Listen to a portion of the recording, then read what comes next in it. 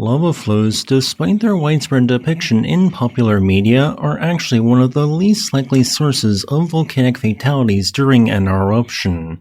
And the reason for this is simple. At most world volcanoes, lava flows move slower than individuals' typical walking speed, meaning they can generally be easily escaped from. However, notable exceptions do exist, such as this footage showing the fastest lava flow ever recorded at Hawaii's Mauna Loa volcano.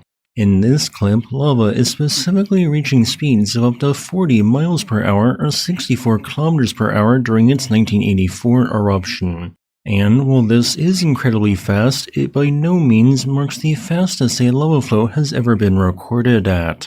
So, exactly how fast can a lava flow move at? The answer is up to a scary 62 miles per hour or 100 kilometers per hour.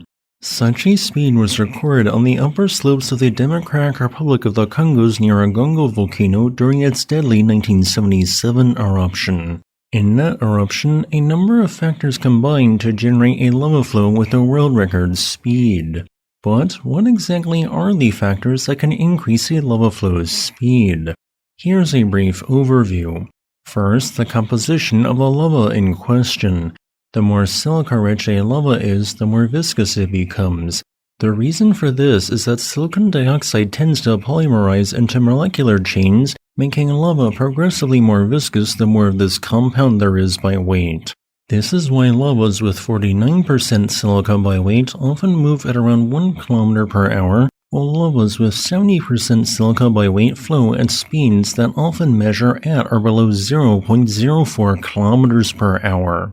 Adding to this, lavas of the same type can still have a surprisingly large range of viscosities, which often owe to eruptive temperature and trace element composition differences. So, the less viscous a lava flow is, the faster it flows. The third factor, which also relates to a magma's composition, is its density. The denser a lava is, the greater of an ability it has to achieve high speeds. And since the density of a lava is generally inversely proportional to the amount of silica it has, it means that low silica lavas have another reason to flow faster than more silica-rich lavas. Fourth, the greater a slope the lava finds itself on, the greater potential speeds it can reach. This is why stratovolcanoes are generally the ideal candidates to produce some of the world's fastest lava flows, as their slopes are notably steeper than those of typical broad shield volcanoes. Speaking of gravity, it does vary by location on Earth by up to 0.7% in intensity due to the Earth's somewhat uneven distribution of mass. Thus, where gravity is slightly stronger, it can play a negligible impact on increasing the speed of a lava flow. Also, the deeper a lava flow is, generally speaking, the faster it will move. So, a 5-meter thick lava flow would typically move faster than a 1-meter thick lava flow of the same exact composition. Relating to this point, if a large mass of lava is squeezed out of a fissure or vent lower on a volcano's edifice than where the magma was, it can achieve incredibly high speeds upon its initial exit.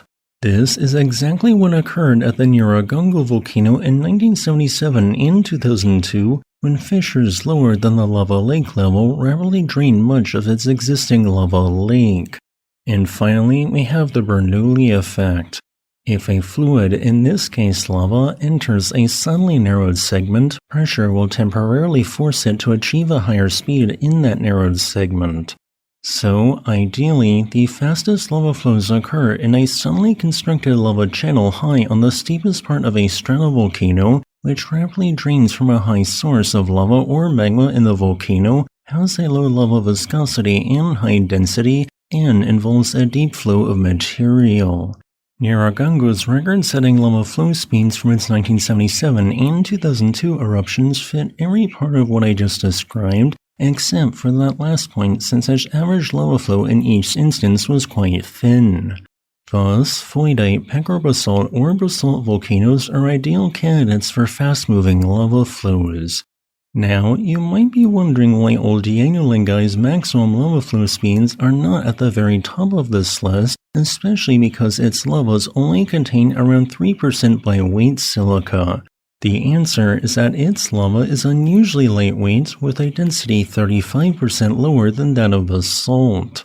Now, I want to remind everyone that all the figures down here of specific eruptions are the maximum speeds measured during those particular eruptions, and these speeds largely only occurred for short periods in a narrow area of an eruption.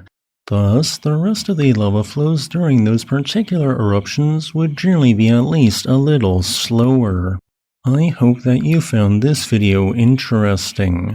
As a final note, I would like to thank this channel's patrons on Patreon and channel members on YouTube for supporting my work.